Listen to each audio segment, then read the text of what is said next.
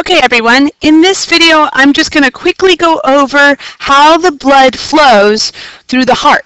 Okay, and we usually start with the vena cavas, the superior vena cava and the inferior vena cava, and all the blood from the body, okay, the blood from the body, from your head, your arms, your legs, your stomach, wherever, enters the vena cavas, enters the heart through the vena cavas, and it's indicated blue because blue just is showing that it's low in oxygen because all the oxygen's been dropped off at the various organs, and so now it's re-entering the heart, and it's blue because it's low in oxygen.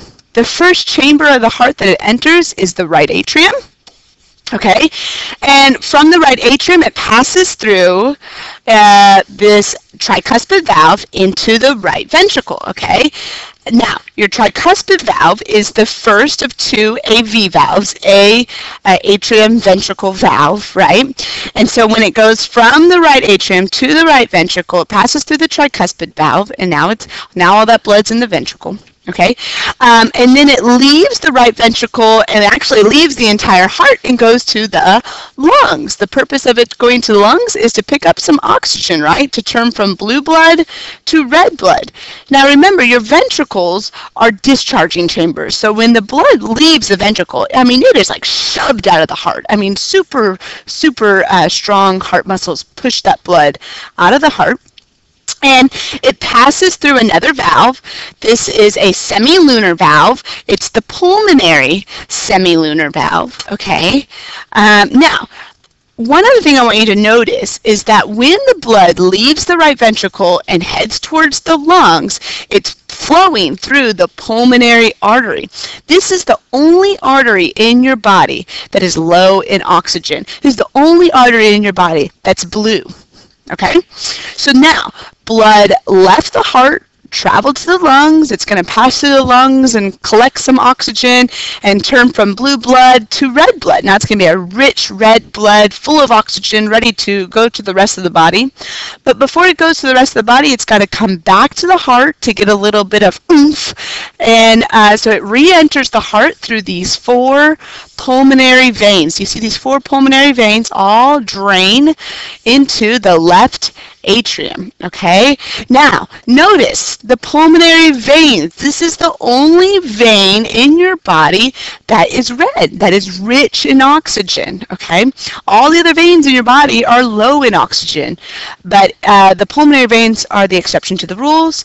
The blood is super red, super rich in oxygen, returns to the heart to the left atrium, then passes through a valve, the bicuspid valve, and enters the left ventricle. Okay, the bicuspid valve is the other AV valve. And when the blood is in the left ventricle, you'll notice the walls of the left ventricle are uber thick and strong and powerful because the left ventricle's job is to shove the blood out of the heart and push the blood all the way down to your tippy toes and to your fingers and to your nose. So the left side of your heart is super strong to give that blood the oomph it needs to get out of the heart. Before it leaves the left ventricle, it passes through one last valve. This is the other semilunar valve. That's the aortic semilunar valve, and the blood then passes through this humongous artery, the largest artery in your body. That's the aorta. When you dissect the pig hearts, you'll realize how thick this aorta is.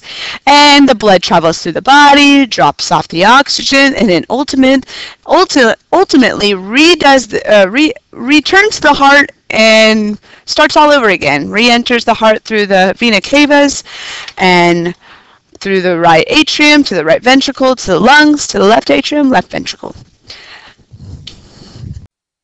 The normal heart has two sides, a right side and a left side, and four chambers. The top receiving chambers, or atrium, and the lower chambers, which are thick-walled pumping chambers, called the ventricles. Red blood cell will come from either the superior vena cava or the inferior vena cava and enter into the right atrium. The blood then flows across the tricuspid valve to the right ventricle. The right ventricle then squeezes and ejects that blood cell into a vessel called the pulmonary artery. Pulmonary artery splits into two vessels, each going to the lungs. As that red blood cell makes its way through the lung, it returns through the pulmonary veins to the left atrium. That that blood is now oxygenated. It's picked up oxygen, then goes across the mitral valve into the left ventricle, which does most of the work in terms of delivery of blood flow to the body. That blood cell is now ejected into the aorta to some organ or muscle or skin in the human body.